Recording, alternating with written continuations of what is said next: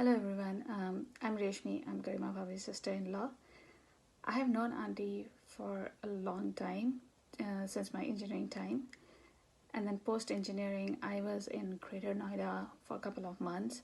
And at that time, Uncle and Auntie were my local guardians. At that time, I got to know them even more closely. Post that, my marriage time came and I was getting married to a Punjabi boy. Auntie guided my mother and me a lot on Punjabi norms and rituals. I, in fact, remember, debating with her about, why we need to do some ritual or norm. And she would always come back with a very logical reason and not just, some superstition or some societal pressure of doing that. So that was really amazing of her and a great experience with her. God has always, bombarded Auntie with health issues and complications, but she has always taken it up as a challenge and walked ahead. Like she just focused on what is in her control and how can she get better and keep things under control. Whenever I get to know about any health issue, I immediately think about Auntie. That gives me a lot of strength to think positive and to just work on how to get myself better and address the health issue. She was and will always be an inspiration to me, and I'm sure to many of us here. God bless Auntie. I'm sure wherever she is, she's very happy and proud of the way she has lived her life and impacted others' life. Auntie, we'll really miss you. Dear Bhabhi, you were the sweetest and the caring person always. You were the strongest woman I have come across in my life, physically and mentally both. I will never forget when last year I was suffering from an infection. You were the only person who called me every day inquiring about my health. You were so much concerned. It is unforgettable. Nobody can take your place. We will always miss you. May your soul rest in peace. Thank you. नमस्ते। सुरक्षा दीदी मेरी एक role model थी। उनकी sincerity, never dying spirit और compassion really made her a unique personality. I heard a lot about her from Devesh and DG. तो मेरी जब नई शादी हुई थी तो देवेश लिबिया चले गए, तो उस टाइम मैं और बीजी हम बहुत बातें करते थे and BG was my best friend. तो जब भी वो दीदी के बारे में कोई चीज़ बताती थी तो उनकी जो आंखों की चमक थी वो कुछ डिफरेंट ही होती थी और हमेशा एक चीज़ पंजाबी में ज़रूर बोलती थी कि बेबी साड़ी बड़ी सियानी कुड़ी है।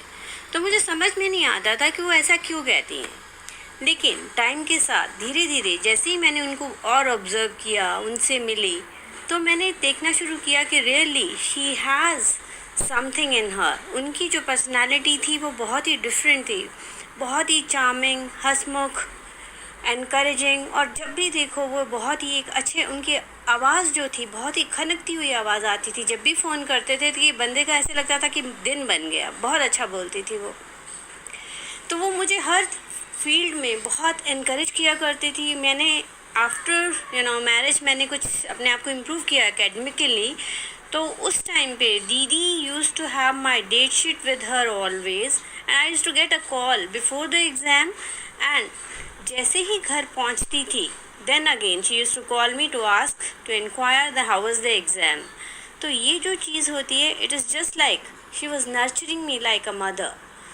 तो मेरे अंदर भी उनसे बात करने की बहुत चाह होती थी और मैं अपनी हर चीज़ दीदी को सबसे पहले फ़ोन करके बताया करती थी, क्योंकि मुझे पता था कि वो बहुत like I am very lucky to be married into this family जहाँ पे मुझे बहुत प्यार मिलता है सभी बड़े भाई बहनों से। इतना ही नहीं, अपने भाई बहन और कज़न्स जो हैं, बड़े ताया जी की फैमिली, बीच वाले ताया जी की फैमिली और बुआ जी की फैमिली, ये सब लोग इतना प्यार मिला है, like I am really lucky. तो इन सब में मुझे सभी बहुत प्यारे हैं, बट ये कि सुरक्षा दीदी के साथ मेरी बॉन्डिंग बहुत ज़्यादा थी। तो मेरा जब रिज़ल्ट भी आता था तो मैं सबसे पहले उन्हीं को ही बताती थी, ये तो चीज़ है ही। तो हमारा धीरे धीरे एक म्यूचुअल एडमिरेशन क्लब फॉर्म हो गया था, जिसमें ये है कि हमारी बॉन्डिंग और डे बाय डे स्ट्रॉन्ग होती गई। तो जब भी राखी और टीके पे हम लोग मिलते थे तो मुझे हमेशा रोहिणी में दीदी बोला करती कि Deepa why don't you change your home, आप इस पे क्यों इतना पैसा डाल रहे हो, बड़ा फ्लैट लो। तो उस टाइम ऐसा कुछ दिमाग में नहीं था, तो मैंने बोला दीदी ठीक है, आपकी ब्लेसिंग से जब आना होगा आ जाएगा, लेकिन अभी तो कुछ नहीं है। तो आई से कि जो मानेसर वाला जो हमारा फ्लैट है वो दीदी की ही ब्लेसिंग से आया है, जो अचानक से ही हमने लिया।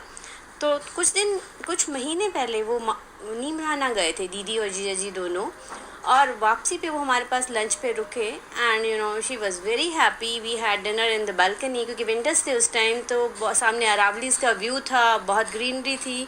तो उन्होंने मुझे एक चीज़ बोली कि why to go to you know Neemrana and all that for resorts to relax, तो मुझे तो यहीं आ जाना चाहिए कि यहाँ इतना अच्छा लग रहा है मुझे। तो दैट वाज रियली कि मुझे बहुत इस चीज़ ने खुशी दी। Few months back I met Divya at Bangalore and she told me that my mother is very fond of you.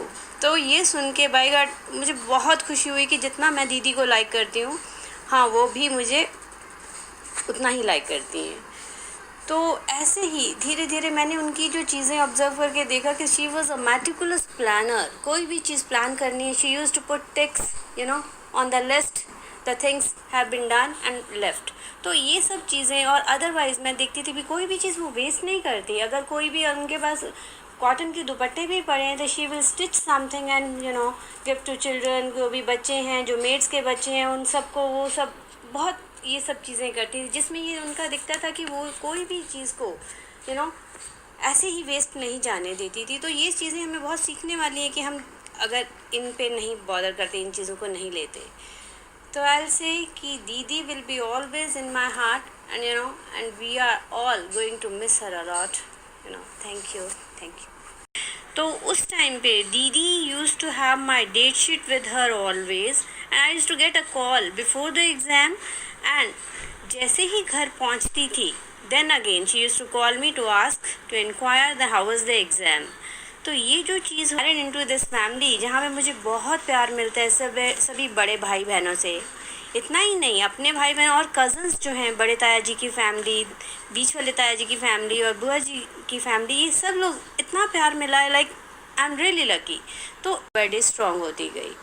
तो जब भी राखी और टीके पे हम लोग मिलते थे तो मुझे हमेशा रोहिणी में दीदी बोला करती कि Deepa why don't you change your home, आप इस पे क्यों इतना पैसा डाल रहे हो, बड़ा फ्लैट लो। तो उस टाइम ऐसा कुछ दिमाग में नहीं था, तो मैंने बोला दीदी ठीक है, आपकी कुछ महीने पहले वो नीमराना गए थे दीदी और जीजा जी दोनों, और वापसी पे वो हमारे पास लंच पे रुके and you know she was very happy. We had dinner in the balcony, क्योंकि विंटर्स थे उस टाइम, तो सामने अरावलीज का व्यू था, बहुत ग्रीनरी थी।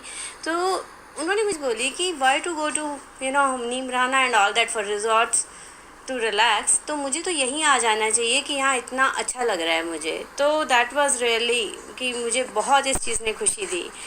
Few months back I met Divya at Bangalore and she कोई भी उनके पास कॉटन के दुपट्टे भी पड़े हैं तो she will stitch something and you know give to children. जो भी बच्चे हैं, जो मेड्स के बच्चे हैं, उन सबको वो सब बहुत ये सब चीज़ें करती थी, जिसमें ये उनका दिखता था कि वो कोई भी चीज़ को यू नो ऐसे ही वेस्ट नहीं, को वो सब बहुत ये सब चीज़ें करती थी, जिसमें ये उनका दिखता था कि वो कोई भी चीज़ को यू नो ऐसे ही वेस्ट नहीं जाने देती थी। तो ये चीज़ें हमें बहुत सीखने वाली है कि हम अगर इन पे नहीं बॉदर करते, इन चीज़ों को नहीं लेते। तो आई विल से कि